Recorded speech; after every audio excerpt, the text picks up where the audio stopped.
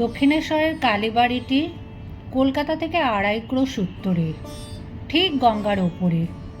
নৌকো থেকে নেমে সুবিস্তীর্ণ সিঁড়ি দিয়ে পূর্বাশ্ব হয়ে উঠে কালীবাড়িতে প্রবেশ করতে হয়।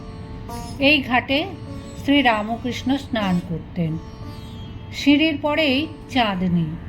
সেখানে ঠাকুরবাড়ির চৌকিদারেরা থাকে। তাদের খাটিয়া, আম কাঠের সিন্দুক, 2-1টা লোটা সেই চাঁদনিতে এখানে ওখানে পড়ে আছে। পাড়ার বাবুরা যখন গঙ্গা স্নান করতে আসেন, কেউ কেউ সেই চাঁদনিতে বসে খোশ গল্প করতে করতে তেল মাখেন। যে সকল সাধু ফকির বৈষ্ণব বৈষ্ণবী অতিথিশালার প্রসাদ পাবেন বলে আসেন, তাঁরাও কেউ কেউ ভোগের ঘণ্টা পর্যন্ত এই চাঁদনিতে বসতে অপেক্ষা করেন। কখনো কখনো দেখা যায় গৈরিক বস্ত্রধারিণী ভৈরবী ত্রিশূল হস্তে এখানে বসে আছেন।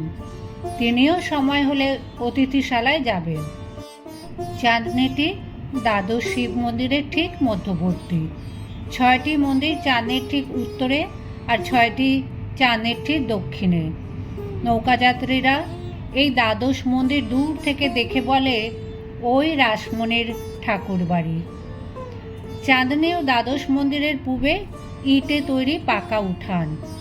উঠানের মাঝখানে সারি সারি 2টি মন্দির।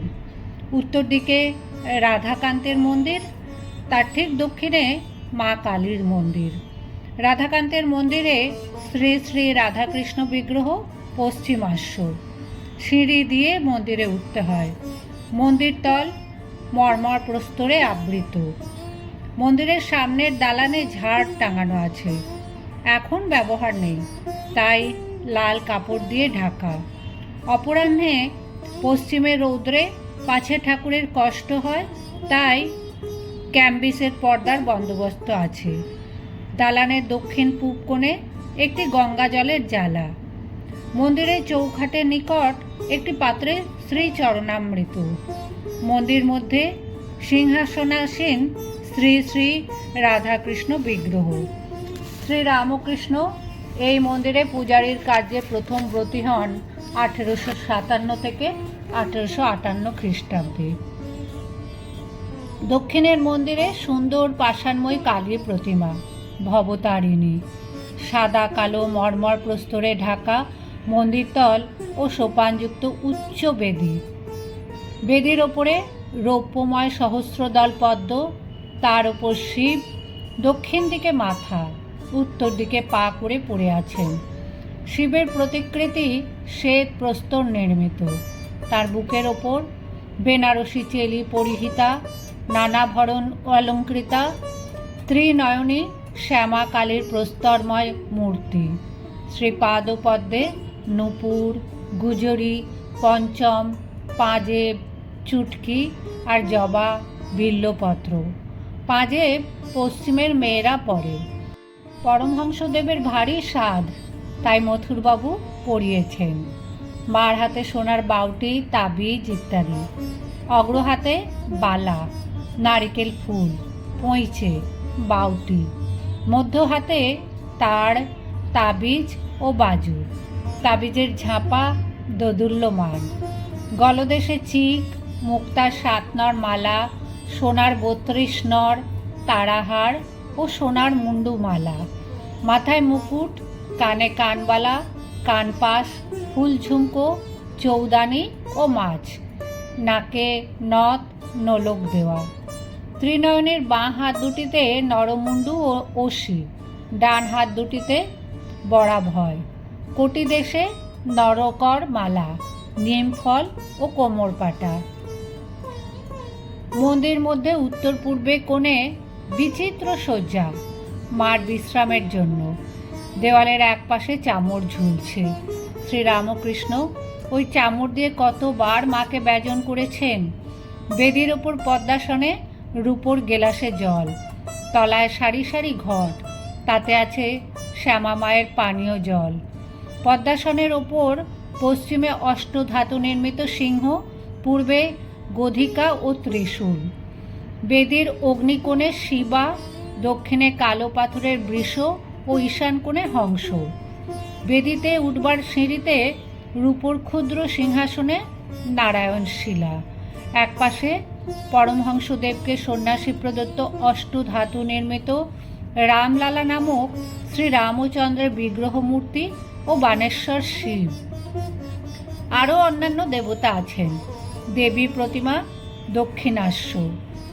ভবতারিণীর ঠিক সম্মুখে অর্থাৎ বেদির ঠিক দক্ষিণে ঘট স্থাপিত, সিন্দুর রঞ্জিত, পূজান্তে নানা পুষ্পশোভিত, পুষ্পমালা বিভূষিত মঙ্গল ঘট। দেওয়ালের একপাশে জলপূর্ণ তামার ঝাড়ি, মা মুখ ধোবেন। ঊর্ধ্বে মন্দিরে চাঁদোয়া। বিগ্রহের পশ্চাৎ দিকে সুন্দর বেনারসি বস্ত্রখণ্ড লম্বমান। বেদির চারি কোণে রৌপ্যময় স্তম্ভ, তদুপরি বহুমূল্য চন্দ্রাতপ।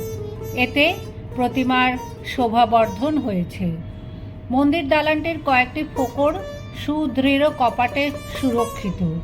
মন্দিরের দ্বারে পঞ্চপাত্রে শ্রীচরণামৃত। মন্দির শীর্ষ নবরত্ন মণ্ডিত। নিচের থাকে 4টি চূড়া, মধ্যের থাকে 4টি ও সর্বোপরি একটি। এই মন্দিরে এবং রাধাকান্তের ঘরে পরমহংসদেব পূজা করেছিলেন।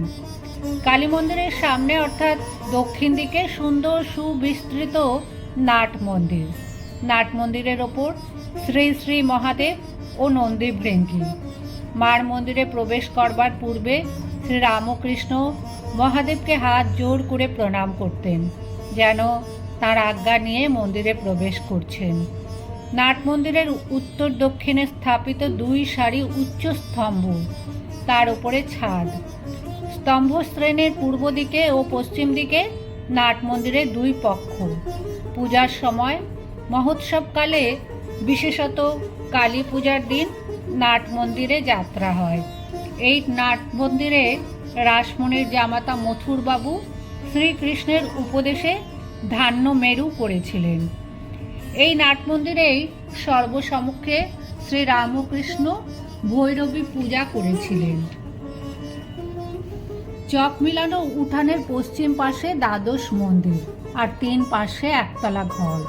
পূর্ব পাশের ঘরগুলির মধ্যে ভাঁড়ার, লুচি ঘর, বিষ্ণুর ভোগ ঘর, নৈবেদ্যের ঘর, মায়ের ভোগ ঘর, ঠাকুরদের রান্নাঘর ও অতিথিশালা। নাট মন্দিরের দক্ষিণে বলিদানের স্থান। বিষ্ণু ঘরের রান্না নিরামিষ, কালীঘরের ভোগের ভিন্ন রন্ধনশালা। অমাবস্যায় একটি ছাগ বলি হয়, ভোগ 2 প্রহর মধ্যে হয়ে যায়। ইতিমধ্যে অতিথিশালায় শালপাতা নিয়ে সারি সারি কাঙাল, বৈষ্ণব, সাধু, অতিথি বসে পড়ে। উঠানের দক্ষিণে সারি সারি ঘরগুলিতে দপ্তরখানা ও কর্মচারীদের থাকবার স্থান। কোনো কোনো ঘর চাবি দেওয়া, তার মধ্যে ঠাকুরবাড়ির আসবাব, শতরঞ্চি, শামিয়ানা ইত্যাদি থাকে। উঠানের উত্তরে একতলা ঘরের শ্রেণী, তার ঠিক মাঝখানে দেউড়ি। 2 জায়গাতেই ঢোকবার আগে বাহিরে জুতো রেখে যেতে হবে।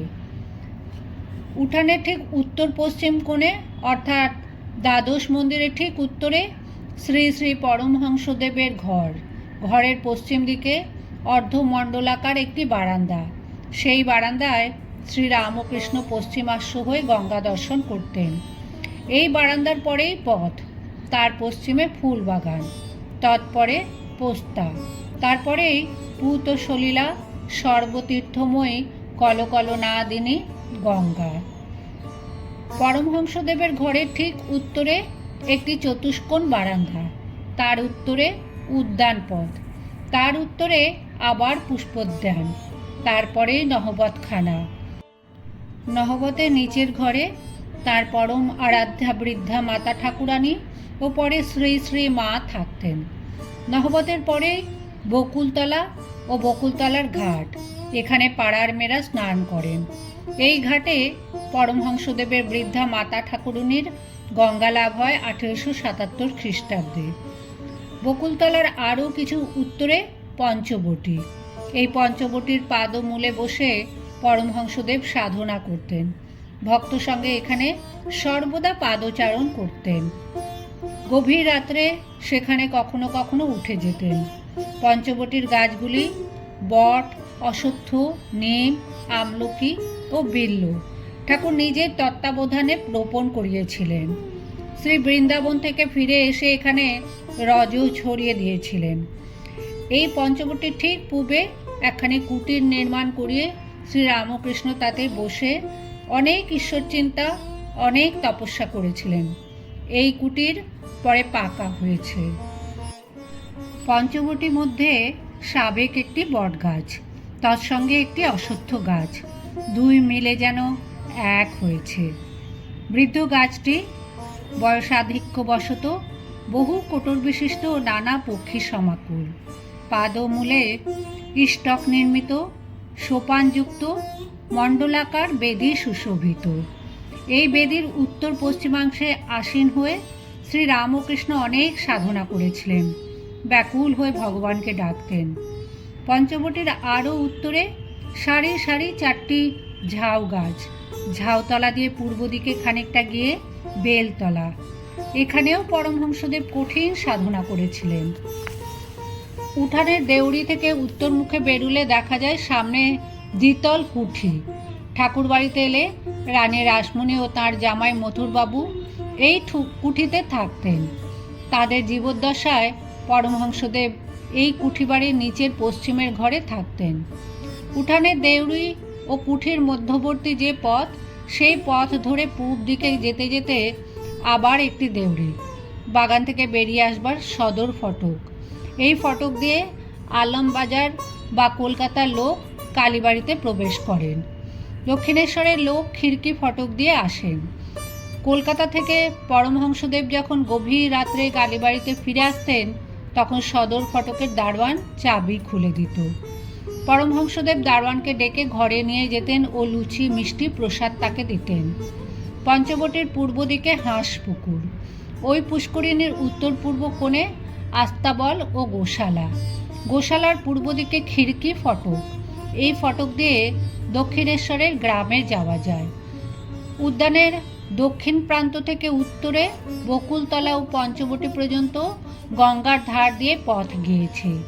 সেই পথের দুই পাশে ফুলের গাছ। আবার কুঠির দক্ষিণ ধার দিয়ে পূর্ব পশ্চিমে যে পথ গিয়েছে, তারও দুই পাশে ফুলের গাছ। অতি প্রত্যুষে পূর্ব দিক রক্তিম বর্ণ হতে না হতে যখন মঙ্গলারতির সুমধুর শব্দ হতে থাকে, সানাইয়ে প্রভাতী রাগ রাগিনী বাজতে থাকে, তখন থেকে মা কালীর বাগানে ফুল তোলা শুরু হয়। গঙ্গা তীরে পঞ্চবটির সামনে বেলগাছ ও সুগন্ধি গুলচি ফুলের গাছ। মল্লিকা, মাধবী ও গুলচি ফুল শ্রীরামকৃষ্ণ বড় ভালোবাসতেন। মাধবীলতা শ্রী বৃন্দাবন ধাম থেকে এনে তিনি পুঁতেছিলেন। হাঁসপুকুর ও কুঠির পূব দিকের জমিতে চাঁপা গাছ, কিছু দূরে ঝুমকো জবা, গোলাপ ও কাঞ্চন ফুল, বেড়ার ওপরে অপরাজিতা, নিকটে জুঁই, কোথাও বা শেফালিকা। দ্বাদশ মন্দিরের পশ্চিম গায়ে বরাবর শ্বেতকরবী, রক্তকরবী, গোলাপ, জুঁই, বেল, কচিত বা ধুতুরা ফুল। মহাদেবের পূজা হবে। মাঝে মাঝে তুলসী উঁচু মঞ্চের ওপর রোপণ করা হয়েছে। নহবতের দক্ষিণ দিকে বেল, জুঁই, গন্ধরাজ, গোলাপ। পরমহংসদেবের ঘরের পাশে দু একটি কৃষ্ণচূড়া গাছ। আশেপাশে বেল, জুঁই, গন্ধরাজ, গোলাপ, মল্লিকা, জবা, শ্বেতকরবী, রক্তকরবী, আবার পঞ্চমুখী জবা, চীনা জবা। শ্রীরামকৃষ্ণ এককালে ফুল তুলতেন। একদিন পঞ্চবটির সামনেকার একটি বেলগাছ থেকে বেলপাতা তুলতে গিয়ে গাছের খানিকটা ছাল উঠে এলো। তখন তার এরকম অনুভূতি হলো যে যিনি সর্বভূতে আছেন তার না জানি কত কষ্ট হলো। অমনি আর বেলপাতা তুলতে পারলেন না। আর একদিন ফুল তোলার সময় কে যেন চাক্ষুষ দেখিয়ে দিল যে কুসুমিত গাছগুলি যেন এক একটি ফুলের তোড়া এই বিরাট শিব মূর্তির ওপর শোভা পাচ্ছে, যেন তারই অহর্নিশ পূজা হচ্ছে। সেই দিন থেকে আর ফুল তোলা হলো না। পরমহংসদেবের ঘরের পূর্ব দিকে বরাবর বারান্দা। বারান্দার এক ভাগ উঠানের দিকে, অর্থাৎ দক্ষিণ মুখ। এই বারান্দায় পরমহংসদেব প্রায়ই ভক্তসঙ্গ বসে ঈশ্বর সম্বন্ধে কথা বলতেন বা সংকীর্তন করতেন। এই পূর্ব বারান্দায় অপরাহ্ন উত্তরমুখ। এই বারান্দায় ভক্তেরা তার কাছে এসে তার জন্মোৎসব করতেন।